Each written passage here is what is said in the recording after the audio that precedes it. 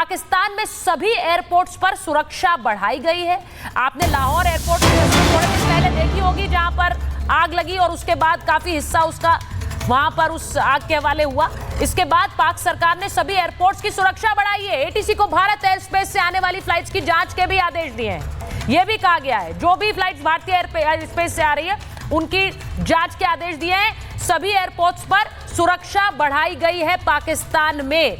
अब मैं आपको जरा वो बयान सुनाना चाहती हूँ, जिसके बाद मैं आरजू आपके पास आ रही हूँ, याकूब साहब आपके पास आ रही हूँ। ये बयान जो 24 से 36 घंटे में हमले का बयान है, रात 2 बजे प्रेस कॉन्फ्रेंस का बयान है। जरा इसे सुने हमारे दर्शक। पाकिस्तान के पास मुस्तनद इंटेलिजेंस इतलात हैं कि अगले 24 से 36 घंटों में पहलगाम वाक़े से जुड़े बेबुनियाद और खुद साख्ता इल्ज़ामात को बुनियाद बनाकर भारत पाकिस्तान के खिलाफ फौजी कार्रवाई करने का इरादा रखता है।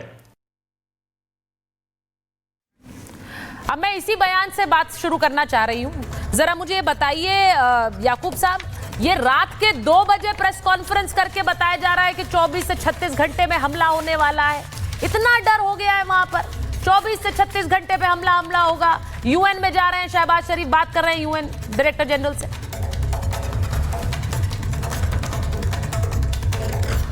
याकूब साहब की आवाज नहीं आ रही है। कैलकुलेशन करता है या कोई बोलिए।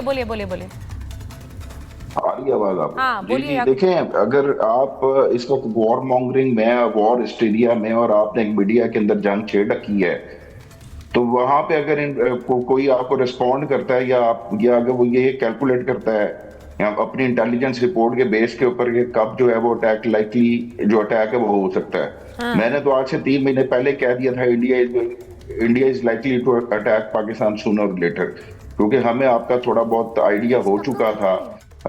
जितनी एक हमारी वो थी कि इंडिया जो है उसको किस तरीके से प्लान कर रहा है। ये टेररिज्म का जो एलिगेशन है, भले रियलिटी कह ले उसको, जो मर्जी आप समझ ले उसको, ये एक बहाना हुआ करता है। हालांकि हम इसको डी एस्केलेट कर सकते हैं, हम यहाँ पे बैठ के इस तरह के कॉन्फ्लिक्ट को रिजॉल्व किया जा सकता है, बट अनफॉर्चुनेटली सर ये कॉन्फ्लिक्ट नहीं है। बदकिस्मती की याकूब साहब, ये कॉन्फ्लिक्ट नहीं है। पहली बात तो ये कॉन्फ्लिक्ट नहीं है, ये बेगुनाहों का खून बहाना है और ये पहली बार पाकिस्तान नहीं कर रहा है, इसीलिए कोई भी देश आपके साथ खड़ा नहीं है। आज आप यूएन में बात करते जा रहे हैं, आप दूसरे देशों से कह रहे हैं कि इसको डीएस्केलेट करवाइए, लेकिन क्यों करवाएं? आप लोग जानते हैं ये पहले भी आपने किया है। ये हम भी पाकिस्तान टेररिज्म को सपोर्ट कर रहा है, करता चला आ रहा है, और इंडिया भी करता चला आ रहा है। मैं ये कह रहा हूं कि कॉन्फ्लिक्ट या मैच्योरिटी या रिस्पांसिबल सर, ये पाकिस्तान में बैठे अब्दुल समद याकूब को छोड़कर और कोई नहीं कहेगा कि इंडिया सपोर्ट करता है टेररिज्म। हम टेररिज्म के दंश झेलते हैं और इसीलिए पूरी दुनिया ये जानती है। कोई ये नहीं कहेगा कि हम टेररिज्म। मेरे तो एक सवाल है कि आप ही के जो मिनिस्टर है उन्होंने टीआरएफ का नाम हटवाया है यूएन में।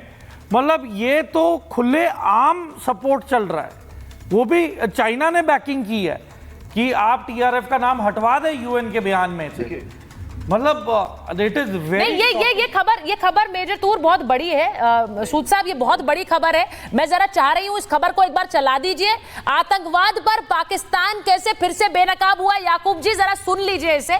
आपको शायद ये खबर ना पता हो, मेजर तूर आपके लिए ब्रेकिंग न्यूज दे रहे हैं। आपके चेहरे के एक्सप्रेशन से ऐसा ही लग रहा है। टीआरएफ से कनेक्शन की बात कैसे कबूल कर ली है पाकिस्तान ने? यूएनएससी के बयान से टीआरएफ का नाम हटवाया ही आप ही के विदेश मंत्री इशाक डार कह रहे हैं, और वो अपनी संसद में ये कबूल कर रहे हैं कि टीआरएफ का नाम कैसे डाल दिया, हमने टीआरएफ का नाम हटवाया। ये बयान संसद में दे रहे हैं वो कि टीआरएफ का बयान हमने हटवाया है। इसका क्या मतलब है?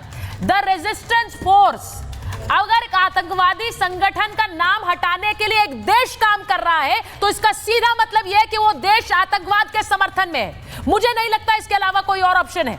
मुझे जरा बता दीजिए टीआरएफ का नाम हटाने का मतलब क्या है याकूब जी?